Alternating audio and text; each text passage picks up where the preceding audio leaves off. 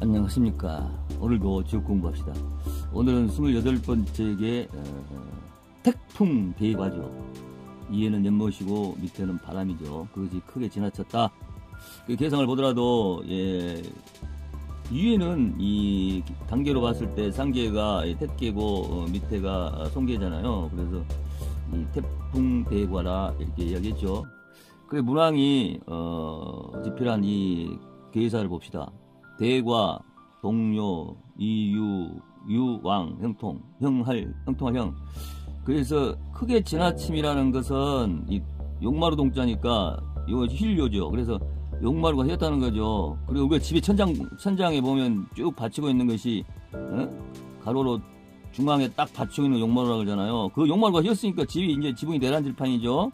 사람으로 말하면 우리가 사람이 서 있는데 허리, 척추가, 요추가 휘어가지고 이제 곧부러지게 생겨서 사람이 서 있지 못하고 금방 쓰러질 것 같은 그런 걸 생각하면 이해가겠죠. 그러면서 이유왕이라 나갈 바가 있어서 이롭다. 그러면 형통하다 이랬어요. 그러면 이것은 역사를 봐야 또 이것을 이해가 같아요. 이게 상나라를 이야기하는 거예요. 이게 상나라 말렵에 그 폭군 조항이 주석에 빠져가지고 국가를 엉망진창으로 만들었죠. 그 전전 왕부터. 그래서 이 이제 국가가 멸망 시기에 갔다. 현재 대한민국도 보면 윤관한 놈이 내란을 일으켜가지고 지금 엉망진창이 됐잖아요. 이럴 때에 다른 나라에서 치고 들어올 수 있죠. 그래서 그 이야기를 하고 있는 거예요. 그래서 여기에 보면 이유왕은 이 상나라를 친 주나라를 이야기하는 거죠. 이때 주나라의 무왕이 맹진에서 해군해가지고 다시 힘을 길러가지고 이제 다시 마지막에 가서 이 주왕 때 이 상나라를 쳤죠.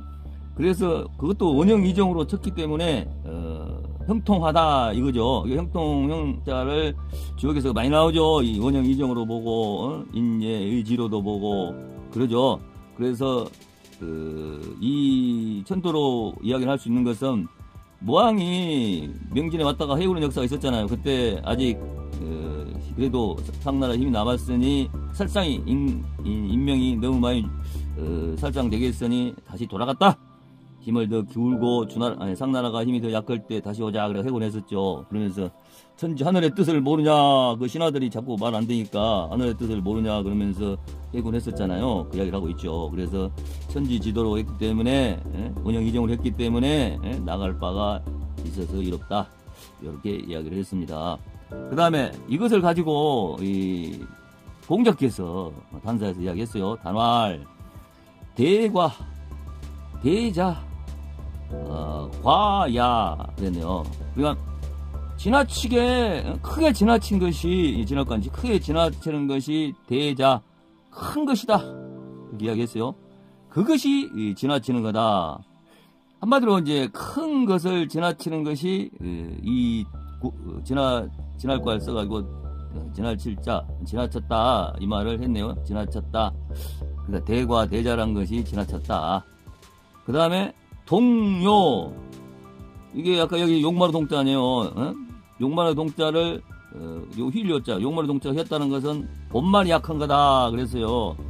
여기서 계상으로 보면 이 본말이라는 것은 이 계상을 공부를 합시다.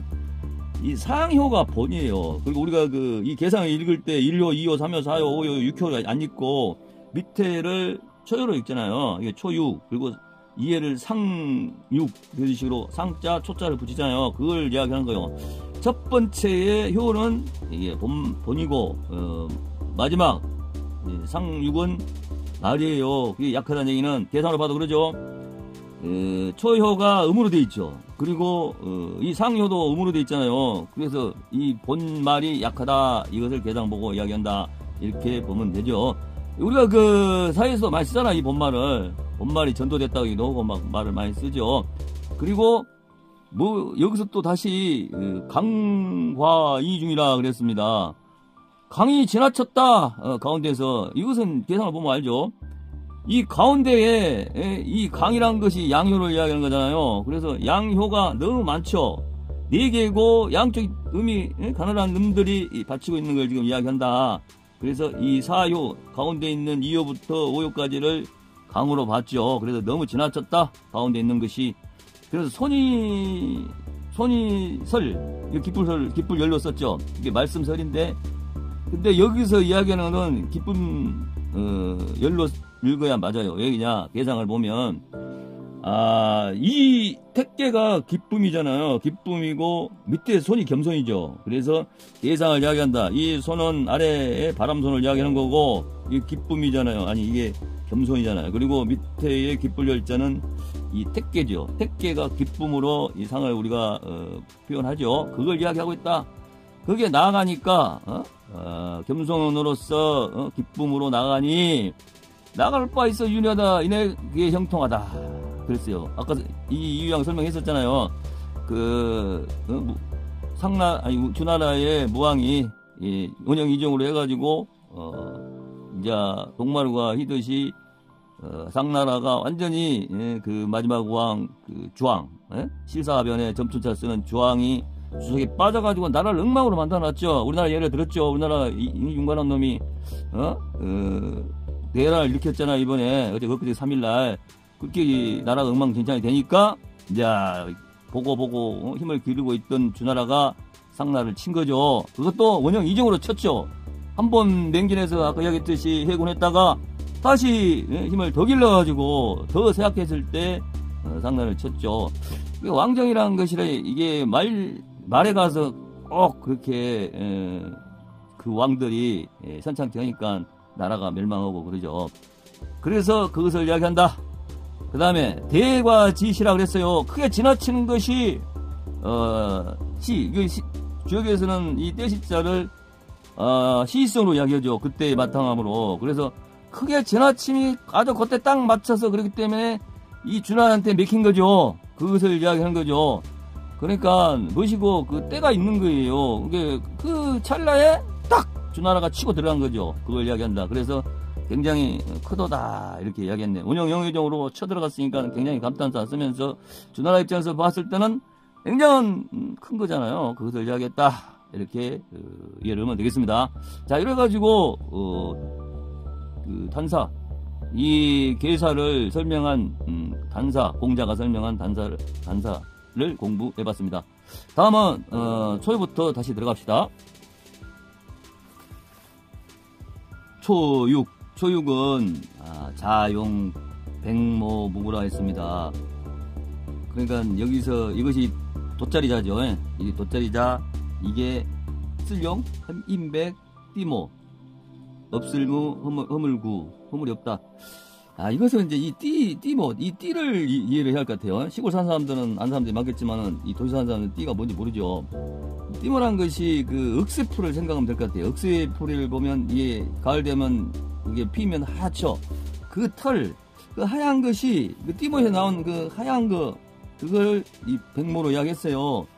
그러니까 이것을 내가 어렸을 때 보면 그 시골에서 그 패기 전에, 하얗게 되기 전에 그 부드러울 때는 그걸 뽑아가지고 사람이 먹기도 했었죠. 달짝지근이 맛있어요, 그게. 그 이야기를 하죠. 그 부드러운 그 털을 가지고, 핀 그 하얀 털을 가지고 이 돗자리를 만들었다는 얘기죠. 이게, 그래서 이것을 이제 주나라 상나라 역사이기 때문에 이 부드러운 띠를 신화로 맞아요. 그러니까 그 부드러운 것을 돗자리를 만들었으니까 굉장히 충신스러운 신화다, 이렇게 이야기. 깔고 앉았으니까 그걸 신화로 본 거예요. 이게 역사 이야기잖아요, 이게. 그래서 상나라가 그 주나라를 굉장히 업신여기고 막 신하국이기 때문에 굉장히 난폭에 다뤘죠. 그런데도 서백이 굉장히 참고 자기 힘을 길러서 절대적으로 반하지 않고 그 기간을 이야기하는 거죠. 그러니까 주나라를 이 띠모로 본 거죠. 우리가 이제 쉬운 말로 그 금방에 가도 그 금 같은 거, 그 반지 같은 거 보면 그 고운 천에다가 딱 쌓아놨잖아요. 그걸 상상하면 이해가 가겠죠. 그만큼 그 털, 하얀 털 부드러운 것을 자리로 만들었다는 얘기 아니에요. 그렇기 때문에 무고하다. 이 말은 주나라가 그 서백이 그렇게 구박을 받으면서도 힘 기르고 있었죠. 그렇기 때문에 반항 않고 있었기 때문에 나중에 그 상나를 칠 수 있었죠. 모항이. 그래서 참고 있는 것을 무탈하다 그걸로 표현했죠. 그 다음에 고양생제라 그랬습니다. 고양생제라는 것은 그 버드나무 양자 아니에요. 이 고목이니까 썩은 버드나무에 이게 둘피제니까 껍데기에 뭐 나왔다는 거니까 새싹이 돋았다는 얘기죠. 근데 고목에 말하자면 새싹이 돋았다는 얘기죠. 그것을 이쪽으로 더 비유했네요. 노부 늙은 아비가 얻었다. 무엇을 얻었냐? 처자를 얻었다는 얘기 아니에요. 여기서 옛날에는 이 안에 처자, 계집 여자를 젊은 여자로 봤죠. 그래서 늙은 노인네가 젊은 처자를 얻었다. 그래서 무불리 이로울 것도 분리할 것도 없다. 이렇게 이야기를 했어요. 그러나 이 말은 뭔 뜻이냐?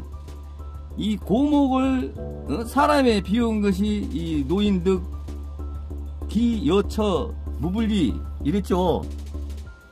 한마디로 이것도 역사적으로 이야기하면 이 고목에다가 비유한 것은 상나라 말기에 이제 나라가 다 엉망진창으로 됐는데 그래도 그 조항 마지막 아까 이야기했던 실사자 점촌자 쓰는 주왕이 주석에 빠져가지고 젊은 처자들하고 노는 것을 이렇게 이야기를 했다 이렇게 보면 되지요. 그랬으니까 이 형상으로 봤을 때 무불리를 이야기했다 이렇게 보면 되겠죠. 그 다음에 93은 동요흉이라 그랬네요. 동마루가 혔으니 흉하다. 이것도 역사로 봐야죠. 이 63이라는 데가 말 안 듣는 효잖아요. 그래서 동나무가 혔는데 당연히 흉이 오죠.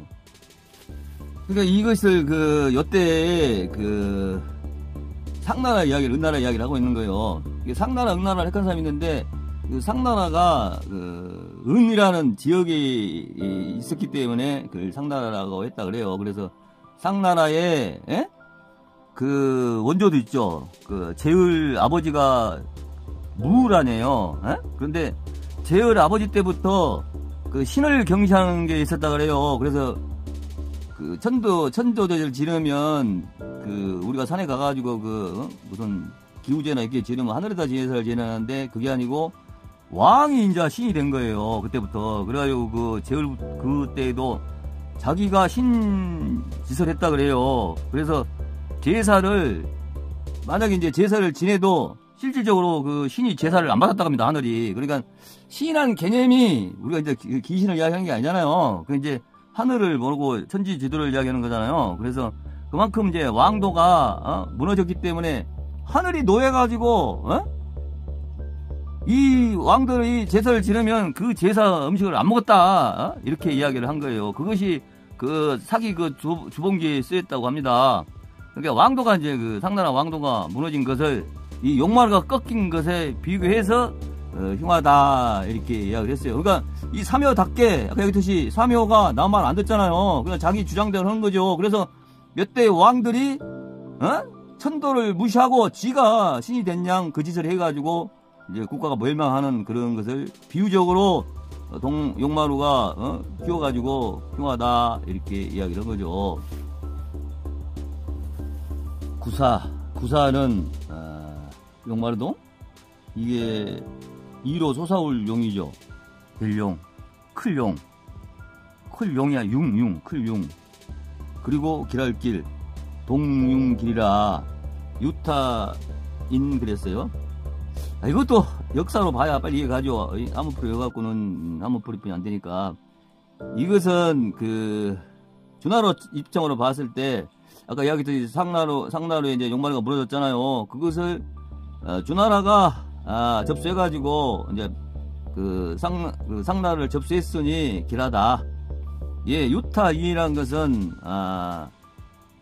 이제 여기는 상나라 이야기를 하는 거죠. 상나라가 이제 멸망해가지고 안타깝다. 그들이 안타깝다 이거죠. 그 이야기를 하고 있다. 안 그러겠어요? 상나라책 입장에 보면은 백성들이 봤을 때 나라가 엉망진창 돼가지고 이 주나라한테 뺏겼으니 굉장히 안타깝죠. 그 이야기를 하고 있다. 이렇게 보면 되겠습니다. 구호는 고향생화 노부득기사부 무구 예, 길이를 했자요. 그래서 해석을 해보면 이 버드나무 늙은 고목에 이 꽃이 폈다. 그리고 늙은 여자가 노부니까 이 며느리부죠. 늙을 노자. 늙은 여자가 얻었다. 무엇을 얻었냐? 사부 젊은 청년을 이야기하죠. 사부를. 그래서 젊은 남자를 얻었다. 그런데 무탈하고 기를 것도 없다. 그랬습니다. 여마도 이제 이 고목에나 이 늙은 여자 이렇게 비유를 했겠죠. 그렇죠? 그리고 이 생화 꽃을 또 젊은 남자로 비유했고, 주역이 비유법이 굉장하죠. 그리고 무탈, 늙은 여자가 젊은 남자 얻어서 애기를 본다면 그게 여자로서는 허물이 있겠으나 나이가 많기 때문에 무탈하고 또한 또 잘할 것도 없다. 그래서 길게 접다 이렇게 썼다고 볼 수도 있겠죠. 그래서 또 이걸 역사적으로 이야기하면 이걸 주나라 말기로서 붙이면 주나라 말기니까 이 고목이나 이 늙은 여자를 비운 거고, 그리고 이 젊은 청년은 이제 다음 미래를 이끌어 나갈 주나라의 젊은 청년 신하들을 이야기했다. 이렇게도 볼 수가 있겠죠. 그래서 이 주나라가 망하면서 이제 춘추 전국 시대가 들어오잖아요. 그래서 이제 그때 당시에 진시황을 이 젊은 남자로 볼 수 있죠. 그러니까 진나라가 한 BC 221년 정도부터 한 30 몇 년 동안 유지됐죠. 그리고 또 한 가지 덧붙이면 여자가 출산하는 것을 지역에서는 전쟁하기 위한 공격으로도 보죠. 그러니까 주가상을 공격할 수도 있다. 이렇게도 볼 수가 있죠. 그 다음에 상육은 과섭 멸정이라 흉하다. 그 다음에 무구 그랬습니다. 지나친 깊은 물속이라는 얘기죠. 그리고 멸정, 정수리 정자라는 얘기예요. 정수리, 사람 머리를 덮었으니 물이 물속에 들어갔으니 흉하다 이렇게 이야기를 했습니다. 그러니까 한마디로 흉한데 또 무타라 그랬으면 흉할 수도 있고, 내가 깊은 강물을 건넜으니 이제 성공하면 이제 무탈하겠죠. 그러니까 흉할 수도 있고 무탈할 수도 있다 이렇게 이야기를 했습니다. 그리고 계상을 보면 이 상계가 택계잖아요. 그래서 택계가 물이죠. 그래서 연못아니네요. 그래서 그것을 비유로 했었다 되죠. 그리고 택계가 변하면